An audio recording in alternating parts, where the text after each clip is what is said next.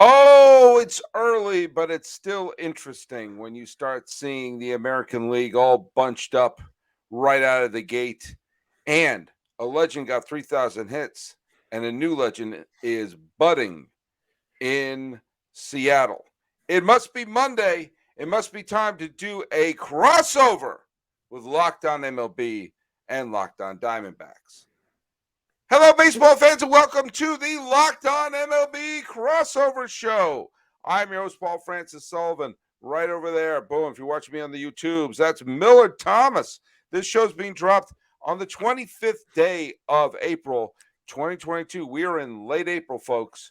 Pretty soon we can't say, hey, it's only April. We can all relax. But it's never too early to overreact to the scoreboard because, as I said before, these games mean just as much. Hey, thanks so much for making Locked On MLB or Locked On Diamondbacks your first listen. Your second listen, that should be the other one. We're available for free wherever you get your podcasts. You can follow me at Twitter at Sully Baseball, Sully Baseball Podcast on Instagram. You can follow the show at Locked On MLB Pods. Hey, Millard Thomas, where can people find you? Hey, at Creator Thomas24 for my personal account, or look up Locked On Diamondbacks on both Twitter and Instagram for the podcast handle. All right, cool. Well, look we are recording this. It's Sunday evening. The Sunday night baseball game has not ended, but there's some interesting things have developed over the last few games, last few days in the world of baseball. Not the least of which is that there are some divisions in baseball that are stumbling and bumbling out of the gate, which again, it's incredibly early, but when you consider how tight the American League is going to be, the fact that some of the teams are stumbling out of the gate early, that's going to come back and haunt some teams in September when they're desperately trying to make up for games. They're going to think back to this part of the season and think, what were we thinking? How do we not pull that game out? Yeah, and you look at some of those teams right now. The Red Sox are a team that just been getting very unlucky with some of these games. I mean, they've been walked off like 2 or 3 times already by the Yankees and Rays this season. That Astros offense, I mean, maybe they're missing Carlos Correa, but at the same time, Correa has been an invisible man himself in Minnesota, so you can't really say that. So you look at some of these American League teams, and it's really kind of all bunched up right now. Like, even as bad as the Red Sox are, they're still only like 3 games back from first place. The Astros are still in it as well. No one has really separated themselves in the American League. No one really in baseball has separated themselves. I mean, you could go across baseball. The NL West is pretty tight. Really, the only team that's kind of separating themselves from their division right now is the New York Mets. And you could say, well, they faced the Diamondbacks twice already this season. So that was like 5 guaranteed wins right there. So you look Wait, across what? You're calling the game against the Diamondbacks a guaranteed win? What are you saying? I know. What are you saying? I'm the Locked On Diamondbacks guy. I shouldn't throw my team under the bus like that. And I think they're getting better. That offense is starting to pick up. They're going to be the only team in baseball with 3 starters in the top 10 in ERA. Thank you, Brent Strom, Bumgarner, Gallen, Merrill Kelly have been phenomenal so far this season. Bumgarner, that cutter was cutting today. But you look across the landscape of baseball, it's pretty much all bunched up outside the New York Mets and the NL East. So, yeah, you would have liked to see a hotter start, probably if you're the Astros or the Red Sox. But at the same time, there's still a lot of baseball left to be played, and these divisions are very close. Yeah, and the reason why I just ridiculously bring up the close divisions at this point, this ridiculously early part of the year, is for that purpose that I keep hitting like a drum, that these are games you don't have to make up later. Those games become so precious down the stretch. You got to squeeze a win out here, you got to squeeze a win out there. I'm looking around. You mentioned the Minnesota Twins, who are not off to a great start. They're in even 500. Congratulations. They're in first place by themselves in the American League Central right now. The Chicago White Sox began the season 6-2. They are now 6-9 in the middle of a 7-game losing streak. They are 1 game back in the loss column of first place. Look, it's never the right time to drop a week of games. I know it's April, but you can't drop a week of games in an airtight American League. And, I think the White Sox are going to win that division because I think they're better than this. They got off to a great start. They had a great first week and a grotesque second week. I think that it will even out. But at the beginning of the year, I thought the Twins were better than people thought they were. Remember, they're just a couple of years removed of a 100 some odd win season and winning back-to-back division titles. They had one bad year last year. So in order for there to be a surprise team and the Twins to have a comeback, it behooves them to get out of the gate well. And 8-8 is not necessarily getting out of the gate well, but we're grading on a curve right now. Now, there is a team that I'm going to take a little bit to the woodshed right now. And it's a team that actually won on Sunday, okay? But the reason why I am taking the Angels to the woodshed, by the way, the Mariners just won in extra innings. So the Mariners are in first place by themselves at You this love point. extra innings.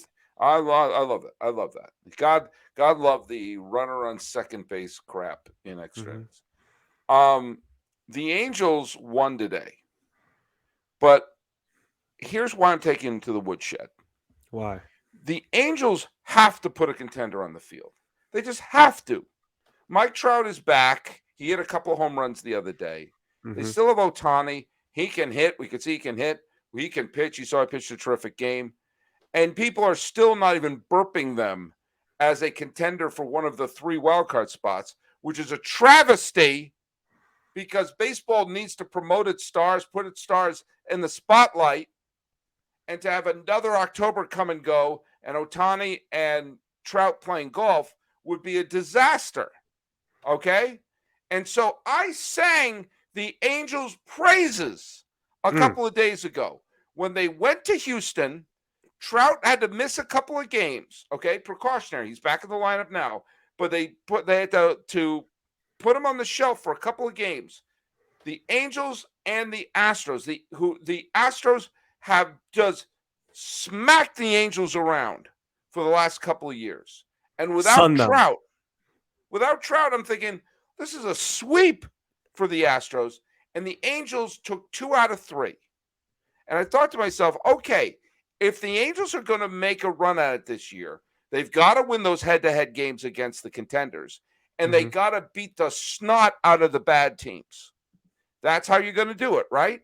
So they win 2 out of 3 on the road in Houston, came back to Anaheim to face the Baltimore Orioles, and they dropped the first 2 games against the Orioles, including a game where Trout hit 2 homers. And today, the Angels took a 6-bagel lead on the Orioles. And the Orioles came all the way back to tie it. Now, the Angels did squeak out a win, but think about it. They had to scramble to not get swept by the Orioles right after showing lots of guts in Houston. And if you want to be on the one hand, you could say you look at the schedule, you have 6 games against the Astros and Orioles combined, and you split them. Well, look at that. You got to do more than that. If you want to be a contender, okay, and you just beat the team that's the defending American League champions. You showed guts. You showed chutzpah. You didn't lean on Trout. You didn't lean on Ohtani, okay? And then you come back to play the minor league Orioles, and you have to scramble for 1 win? I'm sorry. The reason why I'm mad is baseball needs the Angels to be good. And they can't do that if it's 2 steps forward, 2 steps back. That's how you become a 500 team. And today Trout, he went 2 for 4. Ohtani went 2 for 4. Adele hit a grand slam. Boom. And they gave Suarez a 6-run lead in the first. He couldn't get out of the 5th. And Warren just was a disaster out of the bullpen. So I'm sorry. I know it's early and it's ridiculous. But I want the Angels to be good. Now, and this has been my TED Talk. Man, what a rant, Sully. I mean, round of applause. I mean, a very, very impassioned, I mean, I think you invoked a few emotions out of me. I might have even shed a tear, probably not, but I don't think the Angels, unfortunately, are going to go anywhere this year. I mean, I just look at that rotation. I don't see the horses. I mean, Syndergaard has looked pretty good so far this year. Ohtani, he's still trying to get back to his MVP form last year. He's starting a little slow. He had that start earlier in the week with 12 strikeouts, but he's been a little up and down, both at the plate and on the mound. So he hasn't exactly found his form just yet. But I look up and down that rotation, Sully. I just don't think I see the names. I just don't think I see the talent. You're putting a lot on Ohtani's plate to step up and be an elite pitcher. And Noah Syndergaard, he hasn't had a lot of playing time really the last couple of years because of injuries. So you're expecting a guy who's only going to make 20 starts out of Ohtani, and then you'll see how many starts you get out of Syndergaard, and that's your basically your frontline rotation. It's just not good enough. If you're the Angels, you hope the meters could break out as a pretty young guy, and hopefully those offensive weapons that you got in Rendon and some other guys can hopefully wake up those at bats, and maybe your offense could carry you a little bit here, because still that Angels offense hasn't woken up yet. Ohtani still hasn't woken up yet. Mike Trout has gone off to a hot start, but there's still a lot of bats in there like Anthony Rendon and Jared Wash who could still have some who could still get on fire here as the season progresses. So I think maybe the Angels, their way to victory and making the postseason is probably through their offense, because I don't think I see the horses in their rotation to carry them through a playoff series or a playoff run. Let me just throw a couple of names at you. Sean Manaea is pitching quite Okay. well for the Yeah. Padres. Thank you very much. Robbie Ray is pitching quite well for the Mariners. Thank you very much. Max Scherzer is pitching quite well for the Mets. Thank you very much. Bassett, So is Bassett. He's pitching quite well for the Mets. Thank you very much. Montez, Those are just what? Frankie Just, Montez. but I'm just saying. I brought those four names up specifically. What do all four of those names have in common? That you could have been acquired this offseason? They were all acquired in the offseason by teams other than the Angels. Yeah. And a couple of them were free agents. So, when you're saying, like, oh, well, they don't have the pitchers. Well, this is not a new narrative. Trout's been there over a decade. Yeah, it's like his 12th year. Yeah, this is not like, oh, it's just we'll get something around. And right now, I mean, we're looking at the team. I mean, baseball wants to celebrate its stars. You've been handed a player from Mount Olympus who's been placed in Anaheim or Los Angeles, depending on who you talk to. Yeah. And you've had over a decade to build a rotation around him. Now, I understood they backed up a Brinkstrup for Garrett Cole, and he didn't want to come there. Fine. Mm-mm. Someone has to take this money. Robbie Ray, Scherzer. When Scherzer signed that huge contract, why couldn't that have been with the Angels? I'm not even an Angels fan. I just want to see the stars in the postseason. And when I see, like, there's a chance, okay, well, wait a minute. No one's the Astros aren't grabbing the division by the throat and running away with it. So maybe there's an opportunity. They won a couple of games. So the Angels are in first kind of early. They, hey, what if they get ahead? You know what happened in 2012 when a lot of people thought the Phillies or the Marlins or maybe the Braves or the Mets were going to be the best team in the National League East. None of those teams took the initiative, and the Nationals shot ahead and wound up winning the division handily. Thank you very much. That's how you have surprise teams. And they've had years to put together a pitching staff, and now they come up and they have a guaranteed way to build upon what was a wonderful series in Houston against a garbage team. Sorry, Connor Newcomb, your team stinks.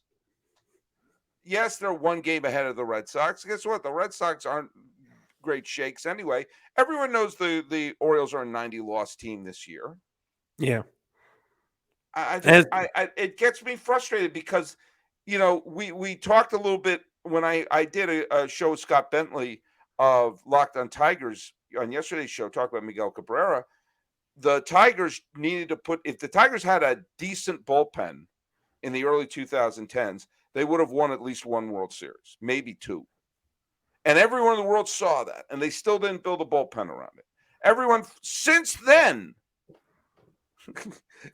Since then, Mike Trout's been there in freaking Anaheim. They've had a decade to put a rotation around him, and they Yeah, haven't been able to do it. he's been in purgatory basically for a long time. And it's not even just the guys you mentioned. You also don't forget Carlos Rondon. He went to a California team, the San Francisco Giants. That was like a 2-year, $44 million contract with a lot of options built in. Very team friendly. You also had Kevin Gausman, who left the California team and went over to Toronto. So you could have had him for a nice 5-year, $110 million deal. He's looked phenomenal so far for the Blue Jays. So it's really been a real weakness for this Angels team we know for the last 10 years. I don't know why they haven't been able to address it. Like you said, they brought, the Brinks trucks for Garrett Cole, but are they doing that for all these free agent pitchers? Are they picking and choosing who they want? Like, I don't understand why they basically haven't given out a big free agent contract since that summer, 10 years ago, where they locked up CJ Wilson and Albert Pujols at the same time. Like, basically, since that summer, the Angels are not a team that goes out there and spend money. Now, they went out there and got Anthony Rendon and gave him a fat contract last year, but there's red flags all over that deal as well. So I'm not sure why they spend the money the way they do and why they only try to go after these really expensive contracts in their lineup. Not really try to address their rotation, which has been their biggest issue over the last decade. But hey, that's what the Angels want to do. And if Mike Trout wants to stay with, the Angels and keep rocking with no pitchers, then I'm going to let him rock. But if he doesn't make the postseason again, and if he ends a career with one playoff career hit, then I'm going to say, you know what? I'm going to leave Mike Trout's career feeling a little cold. And I might call him overrated when it's all said and done. I know we got the crazy stats, but it's not his fault. After 2 decades, I don't care whose fault it is. Either you got the stats or you don't. Well, he's got the stats. He just doesn't have a team around him. He's got no playoff stats. What's his memory? Well, but it's not his fault. But can you remember anything? Is Jorge Soler better than Mike Trout because he's been in 2 World Series? Well, when Jorge Soler retires, I'm going to be like, man, I remember that run he had in the World Series. What are you going to remember from Mike Trout? What's his highlight or his legacy? Well, that's not his fault. I know, but there's nothing about him that's interesting. It's like, what do you want me to remember from his career? That's why I want to put a team around him. If I want to remember Mike Trout, I got to go to Baseball Reference. There's nothing from a highlight footage that I'm going to see. There's no highlight reel that I'm going to be like, oh, yeah, I remember when Mike Trout did that in a big game. There's nothing. It's all Baseball Reference and math and stats for Mike Trout, which is sad. It's not all his fault, but I want to see something in the postseason. So he might have to leave Anaheim. Part of it is that it's like the Angels are like a broken engine of our car that cannot move. And if you have an engine that's not working, here's what you got to do. You got to go to Rock Auto. With the ever-increasing number of makes and models, it's impossible for a local chain auto parts store to stock all the parts you need. Why endure the pointless and seemingly intimidating question and wait for the person behind the counter to order parts on a computer, choosing the only brand their warehouse happens to carry? You have computers with access to rockauto.com at home and in your pocket. Save time and money when using Rock Auto. Rock Auto prices are reliably low for every customer. Go explore their easy-to-use website today and find the solution for your auto part needs. Go to rockauto.com right now and see all the parts available for your car or truck right locked on in their How Did You Hear About Us box so they know that we sent you. Amazing selection, reliably low prices. All the parts you're ever going to need are at rockauto.com. Thanks so much for making Locked On MLB your first listen. For your next listen, make it be Locked On Diamondbacks, depending on how you're listening to this podcast. For your third listen, check out Locked On Now. Recaps of MLB games with analysis from our local experts, taking fans through the season like no other network, free and available wherever you get your podcasts. All right. Well, welcome to Pardon the Interruption with Millard Thomas and Sully. Yeah, I mean, I'm not going to stay on that for too much longer. I just got really frustrated by that. You see the Central, the Twins and the Guardians are ahead of the White Sox, even though both of them are not playing well at all. It may behoove them to just bring up love that word behoove. Bring up all your best prospects now. Who knows? You could steal a division title out of this. And for the White Sox, part of it's also, Jay, they've dealt with a lot of injuries. Like, their outfield is really talented, but Luis Robert and Eloy Jimenez can never stay on the field. I think Eloy's out like 6 to 8 weeks now, and they still haven't seen Lucas Giolito debut either this season. So when you don't have Rondon now, and now Giolito's not there, like, that rotation is a little thin right now as well. So I think a lot of injuries has played into why the White Sox haven't been as good as we want them to be, or as good as we think they're going to be by the end of the season. All right, let's talk about bags on our heads. Okay.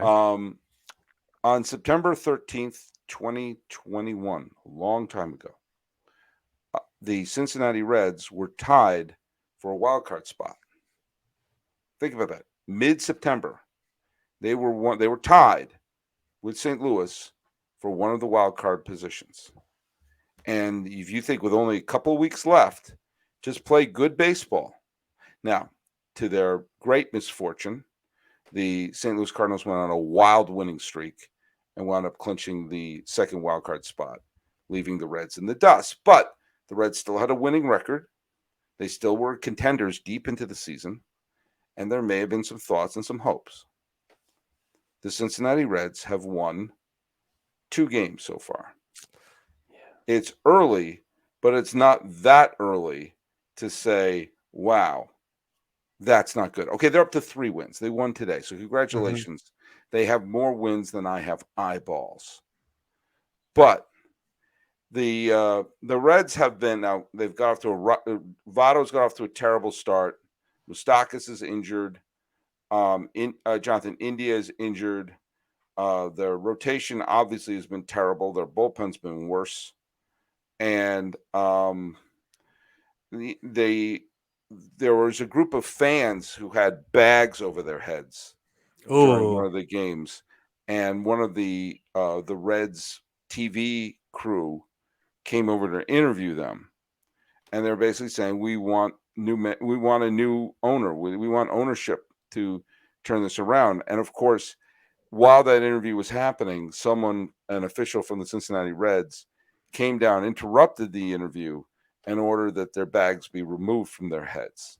Really? Now, I That makes sense. understand they didn't want the optics, but the optics of harassing some of the people who actually did pay money to go see the game strikes me as maybe not the smartest idea. That they have a bag on their head, but they're also buying a hot dog and wear a foam wear number 1 finger or whatever they're going to buy at the concession stand. Maybe you don't want to tick off the paying customers who actually showed up there. But the Reds are a mess. Today's today's victory notwithstanding, and they're about to start a series with the San Diego Padres. Things could get out of control really fast here in Cincy.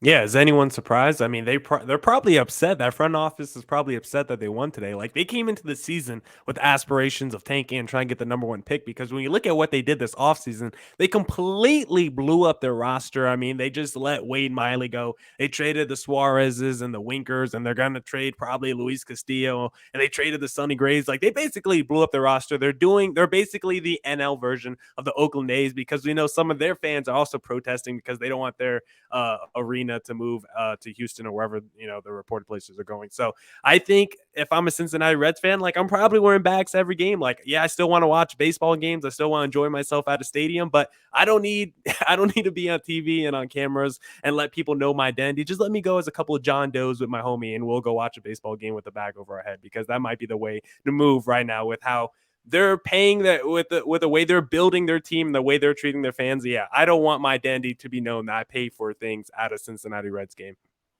There's a couple things that are different from the Oakland situation, and the Oakland situation is pretty bad too. I will say that the deals that Oakland made involving Manaea, involving Bassett, involving Chapman, they made a bunch of trades, obviously, in the offseason. They got a lot back from them.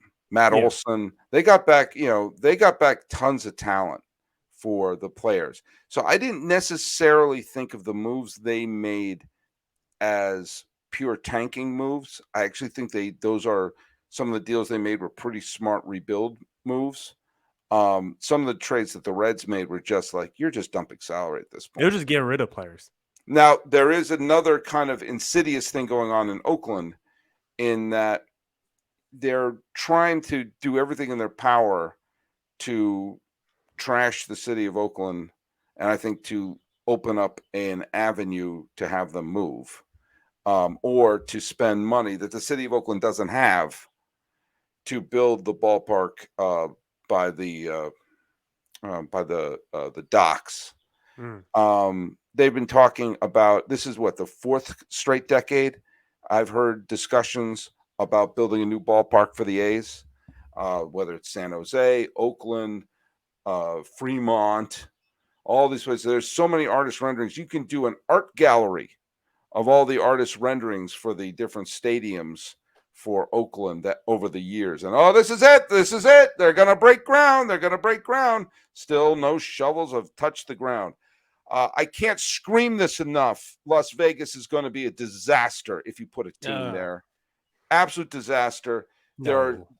There are 3 places you can put a major league team. You can put one in Montreal, maybe. You can definitely put one in Portland, and you can definitely put one in Nashville. I think a Nashville baseball team would be a huge success. Las Vegas, they're going to find out the same problems and again, I've said this before, they find the same problems they had in Miami and in some of the other places they've expanded to, that there's so many transplanted people there. They're not going to embrace a baseball team 82 games a year. It's just not going to happen. And Las Vegas is a disaster waiting to happen. You have to go to a place where there is a fan base that identifies with their city as opposed to wanting, it's like everyone in Miami is still wearing their Yankee, Met, Phillies, or Red Sox caps because they all moved down there from the Northeast. I think Las Vegas is going to be a catastrophe, but the A's are going to I don't think they're going to build a stadium in Oakland. I don't. If they haven't built one now, they're not going to build one, anytime soon. I think they're going to move to Vegas. I think they're going to regret it. But what's happening you disagree with me on Vegas?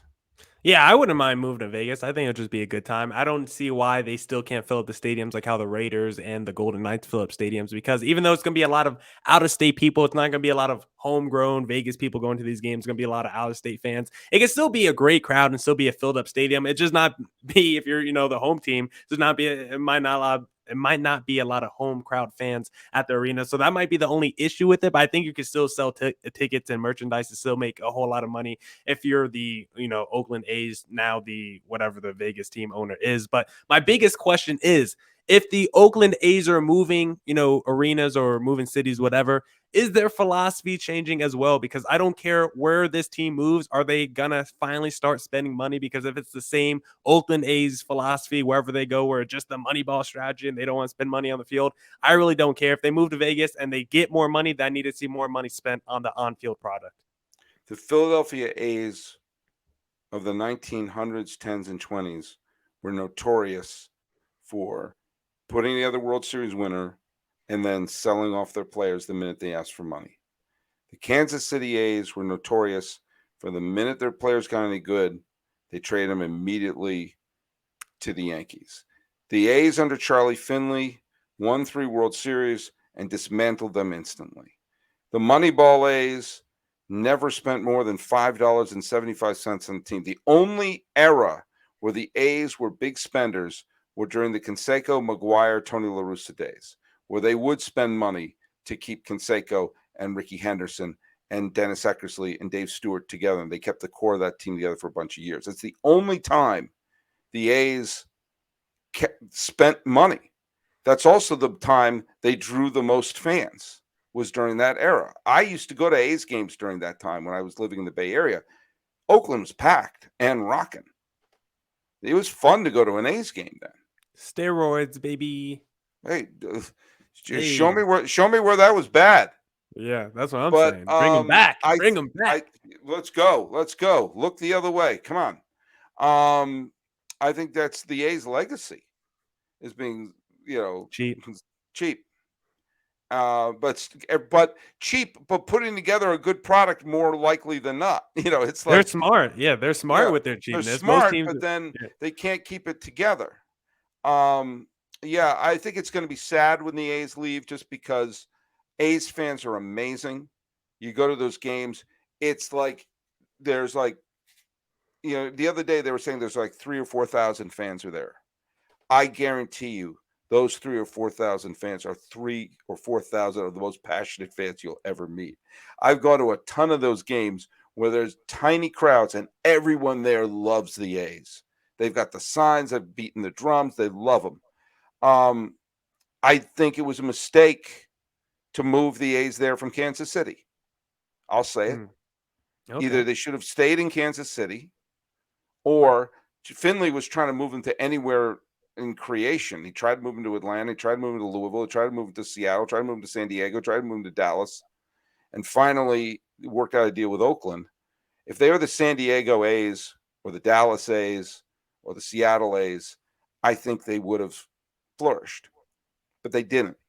He picked Oakland because he thought he can make more money in the Bay Area. And I lived in the Bay Area for a long time. They can't support two teams there. They really can't. And there was always talk about who was going to move first, the Giants or the A's. And the Giants were on their way out. They printed their both to Toronto after the 76 season and to Tampa Bay after the 92 season. And they got the big ballpark before the A's did, sticking a stake in the ground, and that's now Giants territory. And so I think part of me hoped they would move to a place like Sacramento, where it would be a new market, but they would still be able to keep some of the fans. But I know it's a pipe dream. I love the city of Portland. I support the Portland Diamond Project. Oh, no, that's my Mariners hat. I have my Portland Diamond Project hat somewhere. I would love to see a team in Portland. I just get the sense, kind of like how I screamed against the Tide against the universal DH. I'm screaming against the Tide about a Vegas move. I think I'll be right. I hope I'm not. But what's happening in Cincinnati should be like the Red Sox, the deep tradition. But not only that, they should be a team, like how Boston has all of New England to sap from. It's not just the city of Boston. They have, Hartford, Providence, Worcester. They have all of New Hampshire, all of Vermont, all of Maine. That's all Red Sox territory. Boston is not a gigantic city, but there's a huge population of New England that makes that so great. The Reds should be the team of Columbus, Louisville, Indianapolis, all throughout Kentucky. It should be a regional team like that. They have the beautiful ballpark. They have the tradition behind it. Deeply rooted tradition going back to the 19th century with memories of the Big Red Machine and then Barry Larkin and Frank Robinson and all of them. And they've had talent on this team as they've made the playoffs a bunch of times since 2010. They just have mishandled everything to the point where you went from contending in mid-September to being this. And I think David Bell is going to be the fall guy. I don't think he deserves to be the fall guy.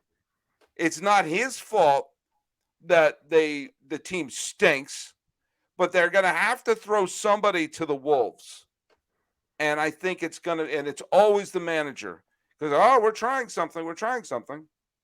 Yeah, and also the players just aren't playing well at all. I mean, you look up and down their lineup, I think everyone has like below 700 OPS. You look at their rotation, everyone's like above 7 ERA. Like no one is playing well for the Cincinnati Reds. Even the guys who are considered good, like Joey Votto or Tyler Motley, their best players aren't playing like their best players. So it doesn't matter who's going out there. As long as they're in a Cincinnati Reds uniform, they're pretty much playing like a mediocre baseball player right now. So if you're a Cincinnati Reds fan, like I don't know how you feel if you're Jeff Carr doing the Locked On Reds podcast every day. I don't know how you get up and do that podcast every day because it's got to be tough, man. I mean, I'm covering the D-backs. They're not great, but they're no Cincinnati Reds. At least the D-backs give me a little crevice of hope and motivation every day that maybe we could make a run if we get hot and maybe make a wild card spot. If you're a Cincinnati Reds fan, like you're basically hope you win 50 games this year and you get the number one pick in the draft. And hopefully you look at the Houston Astros model of a few years ago, or you look at like the Oakland A's or Tampa Bay Rays where they're able to tank or they're able to rebuild their teams pretty quickly through the draft, through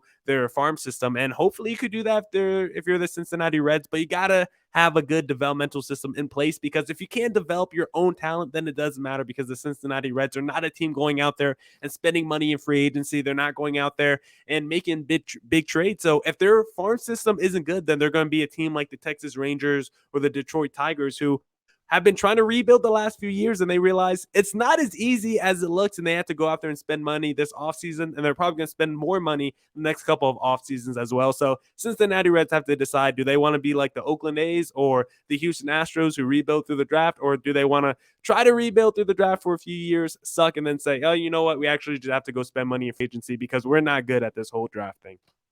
Well, they're not betting on themselves. They're not betting themselves with their organization. They're just not betting on themselves. If you're going to make any bets, go to Bet Online, your number one source for all your betting stats and sports info. Find all the latest sports development, league reviews, and news, including this year's basketball playoffs to start the Major League Baseball Season 2. Everything you can get there at Bet Online. It's your continued source for all your sporting wagering information, live betting, playoffs, esports, and more. Head to the website today or use your mobile device to learn more about the trends in action. Bet Online is where the game starts. All right, hey, Millard Thomas, we're going to wrap up this show in just a minute or so. Let's give ourselves a round of applause because the guy who has been unbelievable this whole week, and that is Ty France of the Seattle Mariners. I mean, today he reached base 4 times, including his 5th home run of the season. And his OPS so far is 1.115. It's been over 1.4 for the last week. The Mariners are now first place by themselves. They swept the Kansas City Royals. They're a 10-6 record. If the Mariners want to win this division, which I personally picked them to, they're going to need people to step up. And France has been, let's just say, he's been unbelievable. Absolutely unbelievable. Yeah, I'm not a huge fan that he's been so great because I'm playing him in fantasy this weekend. He's kind of the reason I'm losing right now. But yeah, Ty France has been huge. This is a guy that's kind of having his breakout season right now. He's been a good player in the past, but he's never been this good, having a huge breakout season right now for the Mariners. Jesse Winker so far he's been pretty cold for the Mariners, but look at someone like Suarez. He's off to a hot start for them. Adam Frazier, he's been up and down. So you look at this Mariners team, and they're going to be right in the thick of things, I think, in the AL West. I think the Houston Astros are going to wake up here as we move on toward the rest of the season. I think the Angels are probably going to regress to the mean a little bit and come back to the pack because, like we talked about earlier, I just do not believe them as a real contender in the AL West. I think it's going to come down to probably the Houston Astros or the Seattle Mariners, and whoever you choose between those two, I'm not going to argue with you, but I want to go a different way in this segment because you brought up Ty France and the week he's having. Well, you already mentioned him earlier, but I'm going to bring up Miguel Cabrera because he used to be one of my favorite players growing up. Of course, I grew up a Red Sox fan, but Miguel Cabrera was one of my favorite non-Red Sox. I started my Mike Trout trolling a long time ago, and it was usually centered around Mike Trout versus Miguel Cabrera. Who's better right now? Who's the best of baseball? And I always rode with Miguel Cabrera because he was a triple crown threat every year. And I felt like we just kind of underrated him really when it came to Mike Trout because we were so focused on WAR. So Miguel Cabrera, you were the best player in baseball for like a 10-year period. I don't listen to anyone who says it was Mike Trout. So I'm riding with you, buddy. I just wanted to put that out there. That's my guy. He's getting his well-deserved praise and well-deserved celebration. So, well, look at, man, we got a big week of baseball coming up. My dog is barking right now, so I better take care of her. But there's been another great crossover. And you and I got to fight a little bit. I love that. We take the gloves off a little bit here. Tell the folks where they can follow you. Yeah, whenever it's a Mike Trout argument, I always get really spicy. I need to get on another soapbox for another topic or narrative, so it's not always centered around the same thing. But if you want to follow me on Twitter or want to follow my hot takes about Mike Trout, at CreatorThomas24 for my personal account, which is look up Locked On Diamondbacks on both Twitter and on Twitter and Instagram for the podcast handle. And you can follow our show at Locked On MLB Pod, same handle for Instagram. I'm your pal Sully. I'm at Sully Baseball on Twitter, Sully Baseball Podcast on Instagram. Stir in the pot with Millard Thomas of Locked On Diamondbacks. This has been the Locked On MLB crossover. Let's fist pump there. I'm your host, Paul Francis Sullivan. Boom. Please check the WAR. Call me Sully.